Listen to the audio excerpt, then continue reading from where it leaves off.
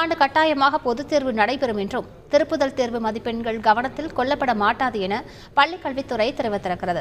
Hi students, எல்லாருக்குமே ஒரு ஸ்பெஷலான ஒரு குட் ஆஃப்டர்நூன், ஹாப்பி சண்டே. ஜாலியாக போயிட்டுருக்கோம் அப்படின்னு நினைக்கிறேன். வீடியோ ஃபுல்லாக பார்த்துருப்பீங்கன்னு நினைக்கிறேன். Morning video. இந்த செகண்ட் வீடியோவில் நீங்கள் அந்த ஃபுல் வீடியோவை கேட்டாலே உங்களுக்கு தெரியும்னு நினைக்கிறேன். திருப்புதல் மார்க்குடைய எந்த ஒரு மார்க் எந்த ஒரு எக்ஸாம்லையும் ஆட் பண்ண மாட்டோம் அப்படின்ட்டு கிளியராக சொல்லிட்டாங்க.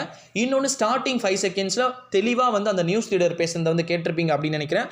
கண்டிப்பாக இந்த ஆண்டு திட்டமிட்டபடி 10, 12ஆம் வகுப்பு மாணவர்களுக்கு உறுதியாக நேரடி முறையில் பொதுத் தேர்வானது நடைபெறும் அப்படின்ட்டு அழுத்தம் திருத்தமாக சொல்கிறாங்க. இது பழைய உருட்டு. இப்போ லேட்டஸ்ட்டாக வந்த ஒரு நியூஸ் என்ன அப்படின்னு பார்த்தீங்கன்னா, தமிழகத்தில் மட்டும் இந்தியாவில் மட்டும் இல்லாமல் உலகம் முழுவதும் மீண்டும் ஒமைக்ரான் தீவிரமடைந்து வருகிறது அப்படின்னு சொல்லிட்டு நேற்று தான் எலெக்ஷன் முடிஞ்சு கிட்டத்தட்ட ஒரு 24 ஹவர்ஸ் கூட ஆகலை. இவங்க அவங்களுடைய கேம் ஸ்டார்ட் பண்ணிட்டாங்க. அது ஸ்டூடெண்ட்ஸ்க்கு பாசிபிளாக இருக்குமா இல்லை எங்களை மாதிரி யூடியூபர்ஸ்க்கு பாசிபிளாக இருக்குமான்னு தெரியல. எது எப்படியோ கண்டிப்பாக பிப்ரவரி எண்ட் அல்லது மார்ச் ஃபர்ஸ்ட் வீக்கில் இந்த ஒமைக்ரானுடைய சிச்சுவேஷன் நம்மளுடைய இந்தியாவுக்குள்ளேயும் சரி நம்ம தமிழ்நாட்டில் இன்க்ரீஸ் ஆகுதான்றதுலாம் ஓரளவு கிளியராக டீட்டெயிலாக தெரிஞ்சிடும். நான் முன்னே சொன்ன மாதிரியே தான் கண்டிப்பாக பப்ளிக் இருக்கா இல்லையா அப்படின்றதுலாம் யாருக்குமே தெரியாது, எனக்கு கூட தெரியாது.